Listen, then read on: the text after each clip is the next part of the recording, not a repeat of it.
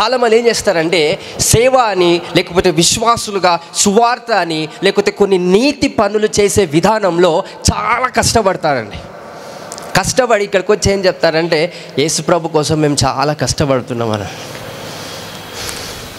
చెప్తారు. చాలా ఏం చేస్తారు, యేసయ్య కోసం మేము చాలా కష్టపడుతున్నాం. When you say these words, you are blaming the suffered of the Lord Jesus.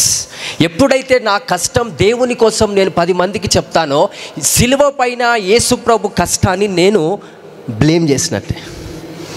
ఇక్కడికి వచ్చి ఎక్కడైనా సువార్త చెప్పినప్పటికీ నేను యేసు ప్రభు కోసం ఎంత కష్టపడినా దాని గురించి నేను సైలెన్స్ పెట్టి ఎవరి కష్టాన్ని ప్రజలకు చెప్పాలి?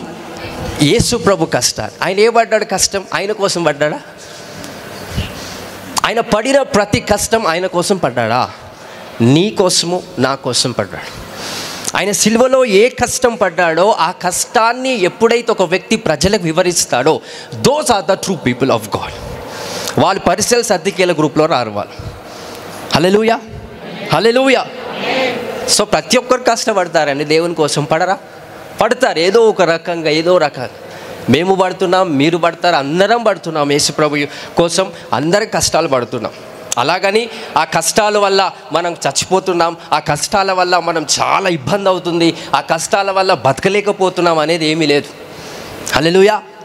సో సేవకుడిగా సేవాన్ని రకరకాల ప్రాంతాలకు వెళ్ళి తిండి చక్కగా ఉండదు, రాత్రుల నిద్ర చక్కగా ఉండదు, చెప్పాలంటే ఎన్నో కష్టాలు ఉంటాయి. అవన్నీ చెప్పుకోవడంలో ఏమీ లేదండి. నీ కష్టము నా కష్టం చెప్పుకోవడంలో ఏమీ లేదు. ఎవరి కష్టం ప్రజలకి తెలియాలా? యేసు ప్రభు పడిన కష్టం.